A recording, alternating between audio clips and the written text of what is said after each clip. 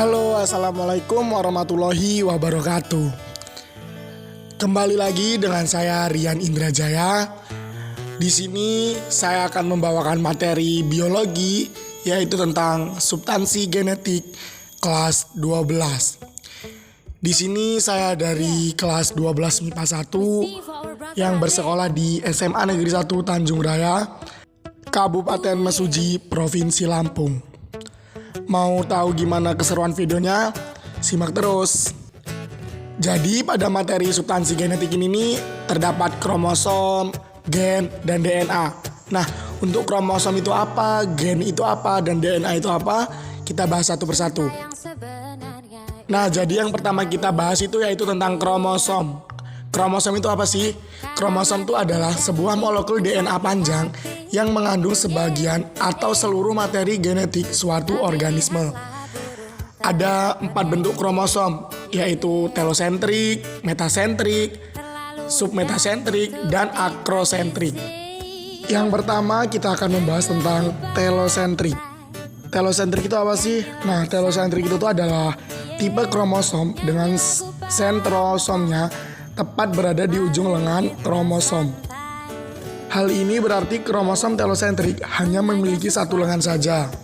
Lalu selanjutnya kita akan membahas tentang metasentrik. Nah, metasentrik ini adalah kromosom yang sentromernya membagi lengan kromosom sama panjang sehingga bentuk seperti huruf V. Jadi selanjutnya kita akan membahas tentang submetasentrik. Nah, yang submetasentrik ini kromosom yang letak sentromernya dekat dengan tengah kromosom yang demikian memiliki bentuk seperti huruf L.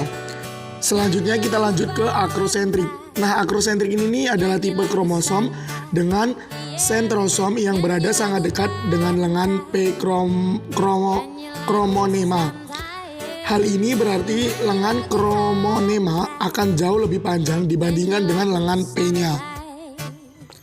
Nah, lanjut berdasarkan fungsinya, kromosom itu terbagi menjadi autosom dan gonosom.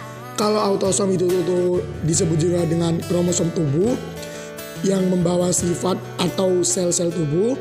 Kalau gonosom itu juga disebut dengan kromosom kelamin yang terdiri dari kromosom X dan Y yang seperti di gambar. Lalu selanjutnya ada perbedaan autosom dan gonosom. Apa sih perbedaannya? Kalau autosom ini nih kromosom soma yang mengekspresikan sifat tertentu dan ada pada semua individu baik jantan maupun betina. Kalau yang kromosom gonosom ini nih kromosom yang keberadaannya membedakan individu tersebut jantan atau betina. Kromosom kelamin bukan hanya menentukan ekspresi kelamin. Untuk autosom itu berjumlah 22 pasang, 44 buah dan tidak berhubungan dengan penentuan jenis kelamin. Kalau yang untuk gonosom atau kromosom seks berjumlah sepasang 2 buah, yaitu X dan Y untuk wanita serta X dan Y untuk laki-laki. Kromosom ini berhubungan dengan jenis kelamin. Lalu selanjutnya kita lanjut ke gen. Nah, apa sih yang dimaksud dengan gen? Gen ini adalah materi genetik yang terdiri atas sepenggal DNA yang menentukan sifat individu. Unit terkecil materi genetik ini terdapat dalam setiap lokus yang khas pada kromosom. Gen terdiri atas sepenggal DNA yang menentukan sifat individu melalui pembentukan polipeptida. Nah, adapun fungsi dari gen, yang pertama yaitu mengatur perkembangan dan proses metabolisme. Lalu yang kedua, menyampaikan informasi genetika dari suatu generasi ke generasi berikutnya. Dan yang ketiga, gen ini merupakan unit genetik yang terdapat dalam lokus dan memenuhi kromosom. Nah, selanjutnya ada berapa jenis sih gen itu? Berdasarkan sifatnya, gen terbagi menjadi 3. Gen dominan dengan ekspresi kuat yang dilambangkan dengan huruf besar. Lalu gen setengah dominan dengan ekspresi di antara gen dominan dan resesif. Lalu yang terakhir ada gen resesif dengan ekspresi lemah yang dilambangkan dengan huruf kecil. Lalu di mana sih letak gen? Nah, gen itu terletak di dalam kromosom, tepatnya pada bagian yang disebut kromomer atau nukleosom. Kromomer itu berupa butiran atau manik-manik yang dililit oleh benang-benang DNA.